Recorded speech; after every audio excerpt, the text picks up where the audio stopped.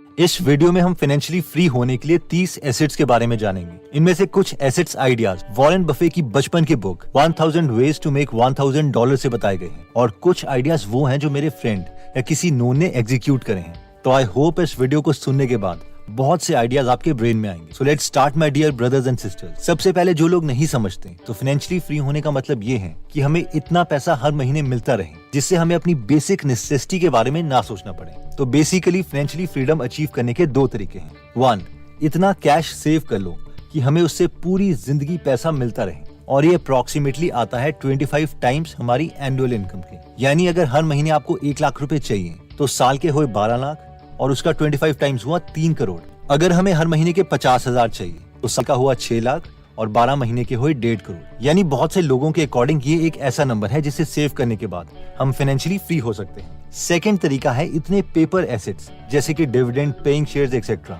या physical assets जैसे कि रेंटल प्रॉपर्टीज बना लो ताकि हमें मिनिमम हर मंथ रिक्वायर्ड पैसे मिलते रहें। तो आइए अब हम देखते हैं उन 30 एसेट्स को। इस वीडियो को आप पूरा देखिएगा क्योंकि इनमें से आपने बहुत से एसेट्स सुने भी नहीं होंगे। तो 30th नंबर पर आता है माइनिंग। 1848 में कैलिफोर्निया में गोल्ड रश हुआ था।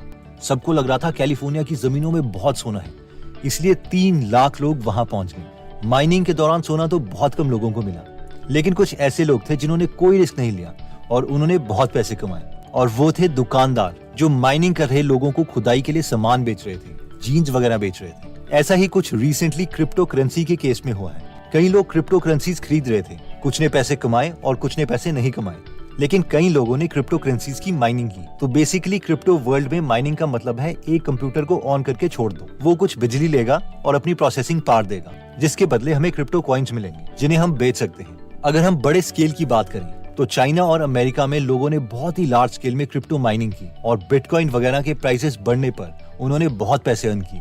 छोटे स्केल में बात करें तो लोग अपने घरों में इन माइनिंग रिग्स को रखकर बहुत पैसे कमा रहे थे। एक्चुअली एसेट्स की डेफिनेशन में ये ऑलमोस्ट ट्रू एसेट था क्योंकि इसे मैनेज करने के लिए हमें अपना बहुत ही कम टाइम इन्वेस्ट करना था और इन्वेस्टमेंट हम 25 से 30 हजार में स्टार्ट कर सकते थे। 29th नंबर पर आता है प्रिपेयरिंग माइनिंग रिग्स। अब कई लोगों को ये भी रिस्की लग रहा था कि यार हम माइनिंग रिग घर में क्यों लगाएं, पता नहीं कल को बिटकॉइन या इथेरियम का प्राइस बढ़े या ना बढ़े। तो जो ज्यादा सेफ प्ले करना चाहते थे उन्होंने माइनिंग रिग्स खुद यूज करने के बजाय बेचना स्टार्ट कर दिया ताकि वो हमेशा प्रॉफिटेबल रहे। तो माइनिंग रिग्स बेसिकली आप मान सकते हैं कि एक तरह का सीपीयू का डब्बा है। 28th नंबर पर आता है माइनिंग कार्ड्स। क्रिप्टो माइनिंग में नेक्स्ट तरीके के लोग वो थे जो एक्चुअल में माइनिंग रिग्स भी नहीं बेच रहे थे बल्कि उसके अंदर के जो ग्राफिक कार्ड्स हैं, मदरबोर्ड्स हैं, वो बेच रहे थे और तभी इन कार्ड्स का ऑर्डर करते जब एक्चुअल में डिमांड होती। कई लोगों को बीच में इसमें नुकसान भी हुआ क्योंकि ऐसा लग रहा था कि गवर्नमेंट ऑफ इंडिया क्रिप्टो को बैन कर सकती है। 27th नंबर पर आता है रेंटिंग। तो हमारे एक नोन थे जो कि एक नॉर्मल सी जॉब में थे, लेकिन वो हर साल कुछ डिफरेंट करते थे जो बाकी उन्हीं के एज ग्रुप के लोग नहीं करते थे। हर साल वो थोड़े थोड़े पैसे इन्वेस्ट करके उन्होंने अपने रिटायरमेंट तक एक रेंटल प्रॉपर्टी क्रिएट कर दी थी जिसमें 10 से 12 यूनिट्स थे और सारे रेंट पर चढ़ चुके थे। यानी अब वो फाइनेंशियली फ्री थे। इतना ही नहीं, अगर वो चाहते तो उसी बिल्डिंग में और कमरे बनाकर और रेंटल इनकम जनरेट कर सकते थे। I hope you got the point. ये एक कॉमन एग्जाम्पल है लेकिन बहुत ही कम लोग इसे एग्जीक्यूट करते हैं क्योंकि एक थोड़ा स्लो मेथड है। अगर आप सोच रहे हैं कि मेरे पास इतने पैसे तो है नहीं कि मैं रेंटल प्रॉपर्टीज में लगाऊं, तो इसके लिए नेक्स्ट एसेट क्लास आपके लिए आती है और 26 नंबर पर है REIT। जिस तरह से हम म्यूचुअल फंड्स में बहुत से लोग मिलकर एक एक्सपर्ट को पैसे देते हैं कि वो बेस्ट कंपनीज में हमारे लिए पैसे इन्वेस्ट करें जिसका रिटर्न हमें मिलता है, वैसे ही रियल एस्टेट में जब हम प्रॉपर्टीज के एक्सपर्ट्स को पैसे देते हैं तो वो अच्छी प्रॉपर्टीज खरीदते हैं और उसका रेंट सब में डिस्ट्रीब्यूट कर देते हैं और ऐसे एसेट्स को REIT कहते हैं, यानी रियल एस्टेट इन्वेस्टमेंट ट्रस्ट। इसमें हमें रेंटल इनकम के साथ साथ अगर प्रॉपर्टी की एप्रिसिएशन भी होती है तो उसका बेनिफिट भी मिलता है। इंडिया में भी अभी कंपैरेटिवली ये न्यू कॉन्सेप्ट है, लेकिन embassy office park REIT, Mindspace business park REIT and Brookfield India real estate trust India की रियल एस्टेट इन्वेस्टमेंट ट्रस्ट हैं। 25th नंबर पर आता है डिजिटल कोर्स। अगर हमारे पास कोई भी स्किल है, investing, video editing, real estate, digital marketing, तो इसका डिजिटल कोर्स बनाकर हम ऑनलाइन सेल कर सकते हैं। बट इसके लिए हमें मार्केटिंग स्किल्स चाहिए होंगी या ऑडियंस जो हमारे पास पहले से ही है। मार्केटिंग स्किल्स के बारे में डिटेल में हम आगे डिस्कस करेंगे। 24th नंबर पर आता है डिविडेंड पेइंग स्टॉक्स। कई कंपनीज इतनी बड़ी हो जाती है कि उन्हें पता नहीं चलता कि वो अपना प्रॉफिट दोबारा से रीइन्वेस्ट कहां पर करें, इसलिए वो अपने प्रॉफिट का कुछ हिस्सा अपने शेयर होल्डर्स को दे देती है, जिसे डिविडेंड बोलते हैं। इसका फायदा इन्वेस्टर्स को ये होता है कि अगर कंपनी अच्छी चलती है तो उनके शेयर का प्राइस भी बढ़ेगा और साथ में डिविडेंड भी मिलता रहेगा। बजाज ऑटो, ITC, गेल ऐसी कंपनीज हैं जो डिविडेंड देती हैं। मगर इन कंपनीज के शेयर्स को खरीदना भी है या नहीं, ये कैसे पता चलेगा? तो अगर आप इस एसेट क्लास में इंटरेस्टेड हैं, तो आप द फैल्कन मेथड बुक को स्टडी कर सकते हैं। 23rd नंबर पर आता है precious metals like gold and silver. कई लोग गोल्ड या सिल्वर को एसेट मानते हैं, खास करके रॉबर्ट कियोसाकी, जिन्होंने बहुत से सिल्वर और गोल्ड के कॉइन्स बॉक्सेस में बंद करके अपने घर रखे हुए हैं, क्योंकि गोल्ड और सिल्वर का प्राइस हमेशा इंक्रीज होता रहता है। लेकिन कई इन्वेस्टर्स गोल्ड और सिल्वर को एसेट्स नहीं मानते। उनका मानना है कि ये इनकम जनरेटिंग एसेट नहीं है, यानी ये खुद कुछ अर्न नहीं कर सकता। एनीवेज, फाइनल डिसीजन तो हमें खुद ही लेना पड़ेगा कि हम किन की थ्योरी से सेटिस्फाइड हैं। 22nd नंबर पर आता है कैश। अगर हम इतना कैश सेव कर चुके हैं कि उससे आ रहा इंटरेस्ट ही हमें इतने पैसे दे सकता है कि हम फाइनेंशियली फ्री हो जाएं। इस इंटरेस्ट रेट को ऑप्टिमाइज करने के लिए लोग 12-12 साल के लिए इंडेक्स फंड्स में पैसे इन्वेस्ट कर देते हैं और हर 12 साल के बाद हाफ अमाउंट निकाल लेते हैं। इसके रिगार्डिंग एक डिटेल्ड वीडियो हम ऑलरेडी बना चुके हैं, जिसका लिंक हम डिस्क्रिप्शन में दे देंगे। 21st नंबर पर आता है ऑनलाइन ई बुक। ह्यू सी हावी एक अमेरिकन साइंस फिक्शन राइटर हैं, जिन्होंने बहुत ही famous science fiction series Silo लिखी थी। तो शुरू की बुक्स इन्होंने सेल्फ पब्लिश की थी Amazon Kindle में, जो कि ऑलमोस्ट फ्री है। और एक वक्त था जब इनकी हर महीने 20,000 से 30,000 कॉपीज बिक रही थी, जिसका मतलब है कि करीबन 1 करोड़ रुपए पर मंथ। बट मैंने देखा है इंडिया में बहुत मुश्किल है इस तरह की सक्सेस को रेप्लिकेट करना, क्योंकि बहुत ही कम लोग कंटेंट के लिए पैसे स्पेंड करते हैं। लेकिन अगर आप फॉरेन कंट्रीज के लिए कंटेंट लिख सकते हैं या फिर मार्केटिंग में अच्छे हैं, तो ये काम कर सकता है। 20th नंबर पर आता है रेंट योर कार। एक हमारे नोन है जो कि जॉब में है और उन्होंने अपनी एक एक्स्ट्रा कार को रेंट पर दे दिया था टूरिज्म के लिए, क्योंकि उनके कुछ फ्रेंड्स होटल्स में थे, जिससे उनकी कार की सारी इंस्टॉलमेंट्स पूरी हो गई और कार लोन खत्म होने के बाद भी उन्हें एक्स्ट्रा इनकम आती रही। इशू ये होता है कि हम एक एसेट बना के रुक जाते हैं, बल्कि रियल फाइनेंशियल नॉलेज वो है जब हम एसेट्स को लाइफ लॉन्ग बनाते रहते हैं। 19th नंबर पर आता है फार्मिंग।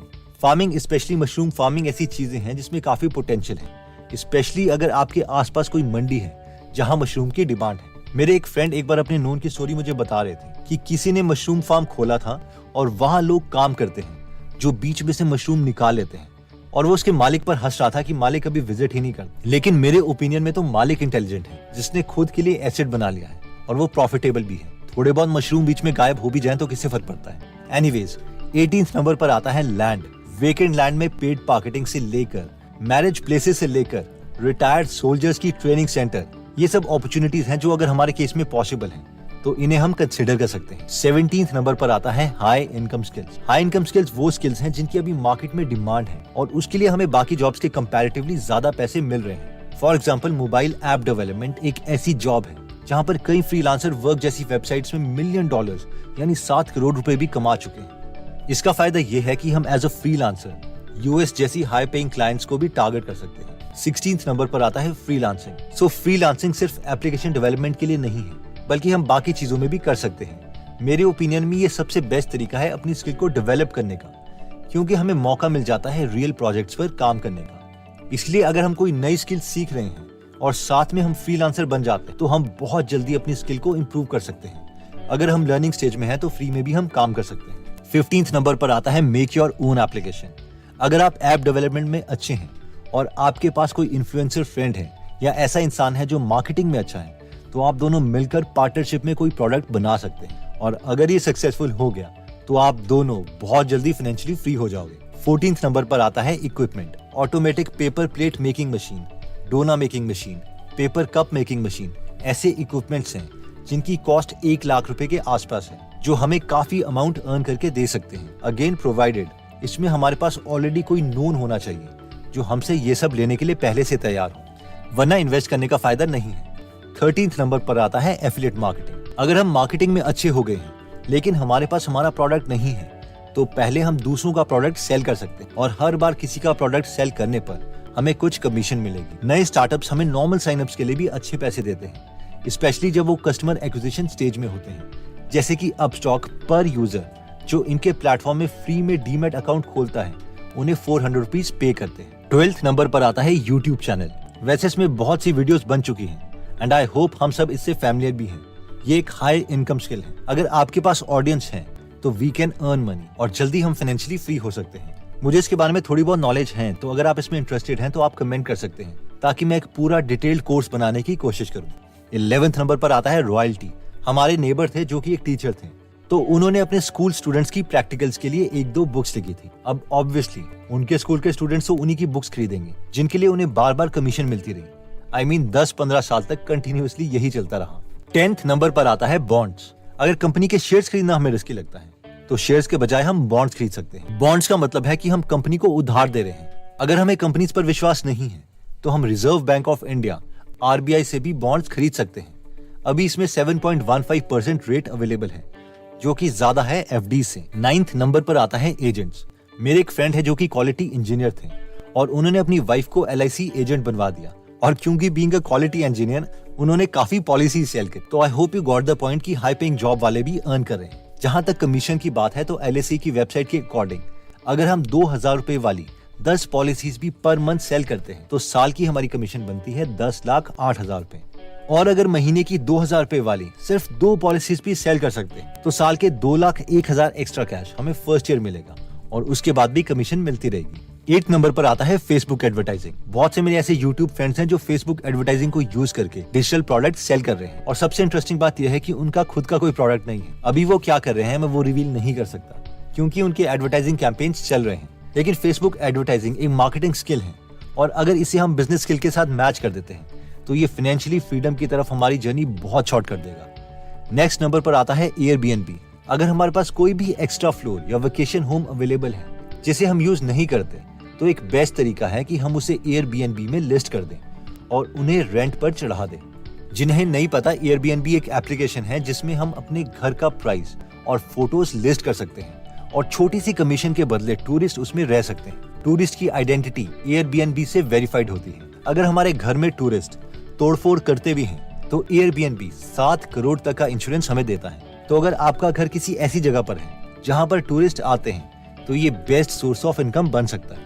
6th नंबर पर आता है एंजल इन्वेस्टिंग। इसमें कॉन्सेप्ट ये है कि अगर आपको किसी नए स्टार्टअप के फाउंडर पर यकीन है तो उसके बिजनेस में हम शुरू में इन्वेस्ट कर सकते हैं, और अगर वो सक्सेसफुल हो जाता है तो हमारे पैसे भी बहुत टाइम इंक्रीज हो जाएंगे, जो नॉर्मल इन्वेस्टिंग में पॉसिबल नहीं है। हाँ, तो 50 लाख लगाए थे। इन्वेस्टर को एग्जिट मिला अबाउट 3 साल पहले 2018 में, आई थिंक 18 या 17 में उनके स्टेक को किसी ने 28 करोड़ में खरीद लिया।